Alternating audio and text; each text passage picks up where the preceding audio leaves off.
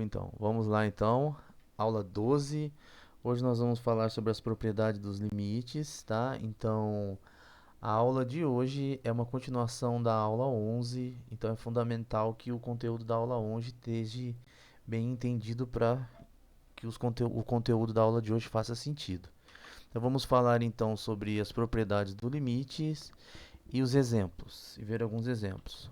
Bom, a primeira propriedade do limite é que se duas funções f e g, tá, têm limite quando x tende a x0, então a função soma f mais g também tem limite, e esse limite é o limite de f mais o limite da g, ou seja, o limite da soma é a soma dos limites. O limite distribui em relação ao sinal de mais, pode pensar dessa forma. Então, o correto é que se f e g tem limite quando x tende a x0, então a soma f mais g também tem limite quando x tende a x0 e é igual ao limite da f de x quando x tende a x0 mais o limite da g de x quando x tende a x0, tá? Só para relembrar então, no nosso contexto qual estamos estudando desde a aula passada, sempre que falarmos limite de uma função, estamos subentendendo que a função em questão tem domínio composto por intervalos ou união de intervalos, de modo que é possível se aproximar do ponto x0 pelo ponto x dentro do domínio da função. Tá? Então, a primeira propriedade é que você vai calcular o limite de uma soma, você pode distribuir. Tá? O limite da soma é a soma dos limites. A segunda propriedade é que se k é uma constante, então aqui k constante está fazendo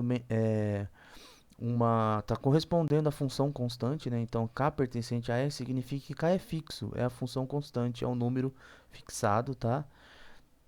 Então, o limite da função constante, né, k vezes f de x, uma constante multiplicado pela função x, se existe, né, o limite da f, então existe também o limite da k vezes f de x, e basta que você pegue o k e coloque ele aqui para fora do limite. Então, o limite de k vezes f de x é igual a k vezes o limite da f de x quando x tende a x0, né? Estamos partindo do princípio que existe o limite da f quando x tende a x0. Então, podemos distribuir o limite em relação à soma, podemos colocar esse k em evidência, né? Tá? A constante. Outra propriedade também em relação à multiplicação. Se f e g são funções que têm limite quando x tende a x0, então a função multiplicação de f por g também tem limite e é o produto dos limites, tá? Então, o limite de f vezes g de x quando x tende a x0 é igual ao limite de f de x quando x tende a x0 vezes o limite de g de x quando x tende a x0. Então, o limite se comporta bem em relação à soma, a multiplicação aqui por uma constante k e o produto, né, a multiplicação. E também se comporta bem em relação à divisão. Então, se f e g têm limite, a g é diferente de zero, tá? Para podermos então fazermos a função quociente, f de x sobre g de x. Então, o limite do quociente é o quociente dos limites, desde que o limite da g, né, quando x tende a x0, for diferente de zero. Então, essas são as principais propriedades do limite. O limite se comporta bem em relação às operações mais, multiplicação por uma constante, vezes e também a divisão. Tá? Então, aqui, por exemplo, nós temos que ter utilizamos f sobre g, né? É bem utilizado em função racional e, por definição, então, de f sobre g, a gente exclui a possibilidade de dividir por zero e aqui também precisamos colocar a hipótese de que o limite da g é diferente de zero, quando x tende a x0. Bom, então essas são as principais propriedades do limite. Consequência dessa propriedade do limite é que se duas funções forem contínuas, então a soma também é contínua, e aqui pode ser contínua num ponto, tá? Ou contínua em todo o ponto do domínio. Então, se f e g são contínuas no ponto x0, então a soma também é contínua no ponto x0. Tá? Se f e g é contínua, significa que é contínua em todos os pontos do domínio, então f mais g também é contínua em todos os pontos do domínio. Da mesma forma, a multiplicação por uma constante, se f é contínua e k é um número real, uma constante, né? Então o produto, né, k vezes f também é contínua. tá? Da mesma forma, o produto de duas funções, fg é contínua, então o produto também é contínua. Se fg é contínua, o quociente também é contínua, com a ressalva de que a g, né, o denominador é diferente de zero. A composta de funções contínuas também é contínua, desde que temos a condição de fazer a composta, né? Então, se f é contínua, g é contínua e é possível calcular a composta, f bola g, né? Então, também é contínua, a composta de funções contínuas é contínua. E se f e g são contínuas e você quer calcular o limite da composta de f de g de x, então basta que você calcule f do limite de g de x. Então o limite ele entra para dentro aqui da f, né, informalmente, se a f é contínua.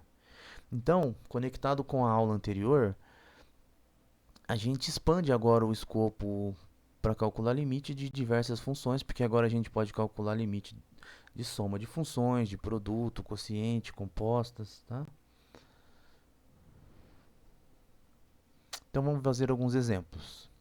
Primeiro exemplo, então limite quando x tende a zero de x ao quadrado mais x ao cubo. Então como é que nós aprendemos, né, nesse curso? Aprendemos da seguinte forma: limite quando x tende a zero da função x ao quadrado. X ao quadrado é uma função contínua, a gente sabe que então ela tem limite quando x tende a zero.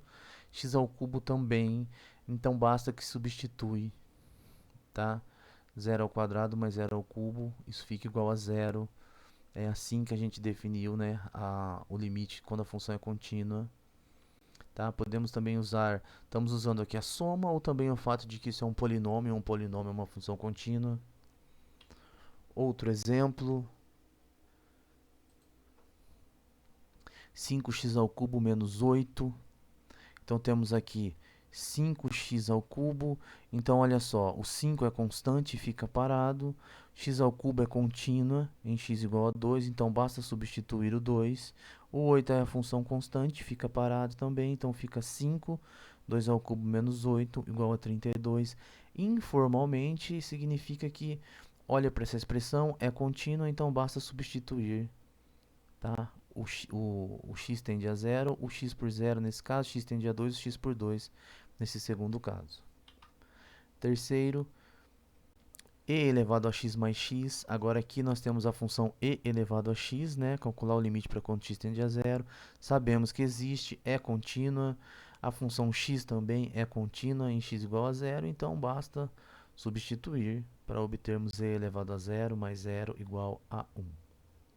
Próximo exemplo, ó. Então veja, ó, limite, veja esse aqui, ó.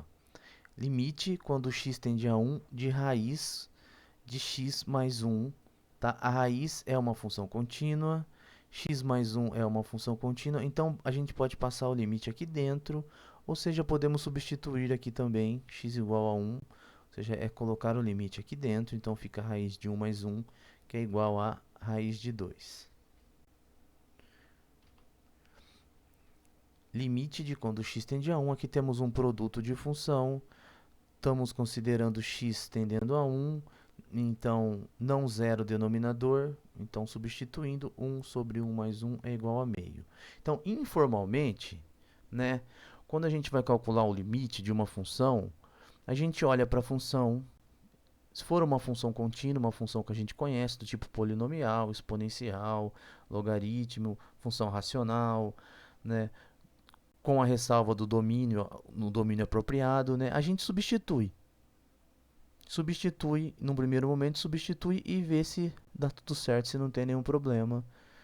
E no fundo, o que está ocorrendo aqui são todas as propriedades que nós vimos do limite, ok?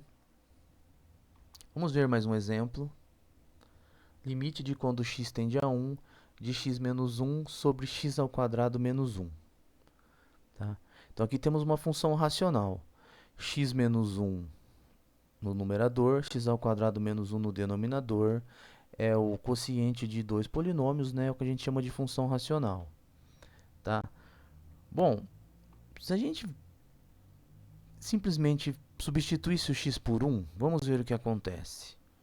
Uma função racional é contínua, né? Se substituir o x por 1, olha o que acontece. Teremos aqui 1 menos 1, 1 ao quadrado que é 1 menos 1, que é igual a 0 sobre 0. O problema acontece em dividir por zero. Então deu erro, porque apareceu o zero aqui embaixo. Em cima não tem problema no numerador, mas no denominador tem problema, né? A possibilidade de dividir por zero. Então o que está acontecendo aqui? Exatamente, olha a função embaixo, né? Ela se anula no ponto 1. Então essa função aqui, tá, racional, ela não é definida, o domínio dela, né, não contém o ponto 1. Tá? Quando acontece isso daqui, chegamos numa expressão desse tipo, nós vamos estudar mais a fundo depois esse tipo de situação, mas significa que a gente não conseguiu calcular o limite ainda. Não podemos afirmar que o limite não existe. Tá? Então, segundo o que nós estudamos na aula passada, o limite pode existir ou não. Tá? Então, nós temos toda a definição de limite, a noção intuitiva de quando o limite existe ou não. O limite pode existir ou não, mas nessa situação não significa que o limite não existe. Tá? Significa que nós não conseguimos calcular o limite ainda. Tá? Ou seja, o processo de substituir não deu certo. E aqui não deu certo porque, embora a função seja contínua, esse ponto não é um ponto do domínio da função. Tá? Essa função racional x menos 1, x ao quadrado menos 1 não é definida no ponto 1. Tá? Nesse caso aqui e em diversos outros que aparecem, o que a gente consegue ainda calcular o limite fazendo desenvolvendo a expressão que aparece aqui, desenvolvendo um pouco a função, usando alguma propriedade algébrica.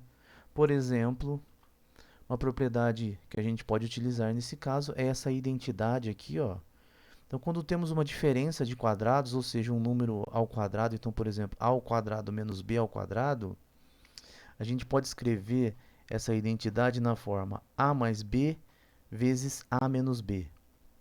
Aplicar a propriedade distributiva aqui, você vai verificar essa igualdade.